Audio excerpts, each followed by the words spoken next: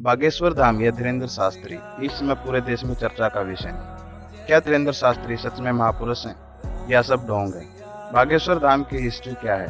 क्या बागेश्वर धाम पर सच में भूत प्रेत का निवारण किया जाता है? इस वीडियो में हम इसी सच्चाई का पता लगाने की कोशिश करेंगे।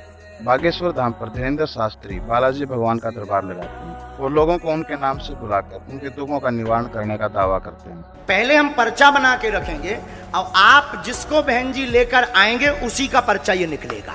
बागेश्वर धाम एक पुराना चमत्कारिक मंदिर है। यह मध्य प्रदेश में छतरपुर के पास खुजराहो पन्ना रोड पर गंज नाम के कस्बे से 35 किलोमीटर दूर गढ़वा गांव में है। बागेश्वर धाम बहुत ही पुराना मंदिर है और लोगों की मान्यताओं के आधार पर बागेश्वर धाम मंदिर चंदेल कालीन है। इस मंदिर का जीर्णोद्धार 1986 में संत लालजी महाराज के अध्यक्षता में गढ़वा नामक गांव वालों ने करवाया। आज से तकरीबन 40 साल पहले इस मंदिर का जीर्णोद्धार किया गया था। उसी समय से यह मंदिर फेमस होता चला गया। उस समय वहाँ पे संत लालजी महाराज पूजा करते थे और दरबार लगाते थे। संत लालजी महाराज ही धीरेन्द्र शास्त्री के दादाजी हैं। जिस तरीके से आज धीरेन्द्र शास्त्री दरबार लगाते हैं, लालजी महाराज उसी तरीके से उस समय दरबार लगाते थे और लोगों के दुखों का निवारण करते थे।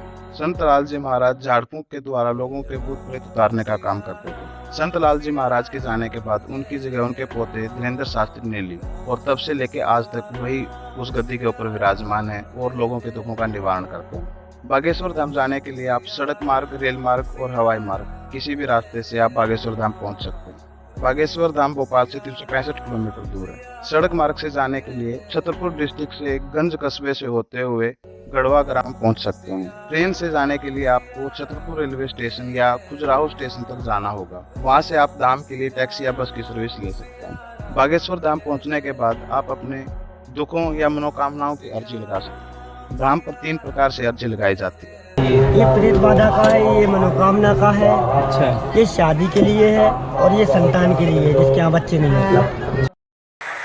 अपने घर पर एक लाल रंग का कपड़ा लेना है, एक नारियल लेना है, अर्जी को बांध देना है, मंत्र बोलना है ओम बागेश्वराय नमः। यदि आपकी अर्जी नॉर्मल है तो आप अपनी अर्जी एक पर्ची पे लिखकर लाल कपड़े में नारियल के साथ बांधकर लगा सकते हैं। अगर आप शादी या ब्याह से रिलेटेड अर्जी लगाना चाहते हैं तो आप पीले कपड़े में नारियल के साथ अपनी पर्ची बांधकर रख सकते हैं। यदि आपको भूत प्रेत से रिलेटेड अपनी अर्जी लगानी है तो आप अपनी अर्जी एक पर्ची पर लिखकर और नारियल के साथ काले कपड़े में बांधकर अर्जी लगा सकते हैं, जहां पर लोगों की समस्याओं का निवारण किया जाता है। लोग अर्जी लगाने से पहले यहां पर टोकन को खरीदते हैं और उसके बाद नारियल को लाल कपड़े में बांधकर अपनी मनोकामनाएं पूरी करने के लिए यहाँ पर 21 बार मंदिर की परिक्रमा लगाते हैं। धीरेन्द्र शास्त्री दावा करते हैं कि अर्जी लगाने के बाद यदि आपको सपने में एक दिन मंदिर दिखता है तो समझ लेना कि आपकी अर्जी बालाजी धाम में पहुंच गई है, और लगातार 2 दिन यदि आपको मंदिर दिखाई देती है तो समझ लेना कि आपकी अर्जी मंजूर हो गई है।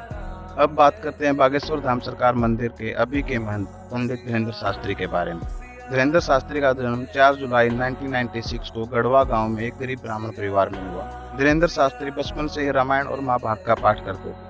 शास्त्री जी वृंदावन जाके पढ़ाई करना चाह रहे थे, पर गरीब परिवार में होने की वजह से उनका यह सपना पूरा न हो सका और उन्होंने उसी समय से बालाजी महाराज की सेवा करनी शुरू कर दी। शास्त्री जी ने 12 साल की उम्र से ही बालाजी महाराज की सेवा करनी शुरू कर दी और इसी तपस्या का फल है कि आज जो वो पेपर के ऊपर लिख देते हैं वही सच हो जाता है। उनके द्वारा पेपर के ऊपर लिखा गया एक एक शब्द आज तक सही साबित हुआ है। उनके इस दावे को लेकर भारत और विदेशों के बड़े बड़े चैनलों ने पड़ताल की है, किसी के भी हाथ आज तक कुछ नहीं लगा और सबके सब फेल हो गए और कोई भी न्यूज चैनल इस शक्ति के बारे में पता नहीं लगा पाया है। लेकिन बालाजी महाराज की कृपा से खुद मीडिया वालों की पोल शास्त्री जी ने खोली है और वो सब उनसे आखिर में आशीर्वाद लेके ही वापस जाते हैं। इस समय बागेश्वर धाम के शास्त्री धीरेन्द्र जी ने भारत को एक हिंदू देश बनाने का आंदोलन चलाया हुआ है और उनके इस आंदोलन के साथ लाखों भगत जुड़ भी चुके हैं। ये तो आने वाला समय ही बताएगा कि उनका यह आंदोलन कामयाब हो पाता है या नहीं। यदि आप बागेश्वर धाम के बारे में कोई भी जानकारी जानना चाहते हैं तो आप हमें कमेंट करके बता सकते हैं। बागेश्वर धाम भारत का एकमात्र ऐसा स्थल है जिसने साइंस और टेक्नोलॉजी को हिला कर रख दिया है। आखिर ऐसा कैसे हो सकता है कि बागेश्वर धाम महाराज आपसे बिना कुछ बात किए हुए पर्ची पर वह सब लिख देते हैं जो आपको उस पर्ची पर अर्जी लगाना होता है। इन दिनों सोशल मीडिया पर धीरेन्द्र शास्त्री की एक लड़की के साथ फोटो वायरल हो रही है, जिसमें देखा जा सकता है कि इस फोटो में बाबा एक लड़की के साथ हैं। लेकिन आपको बता दें कि यह फोटो एक एडिटिंग फोटो है जो इंटरनेट और सोशल मीडिया के द्वारा खूब वायरल हो रहा है। ऐसी अफवाहों पर ध्यान दें।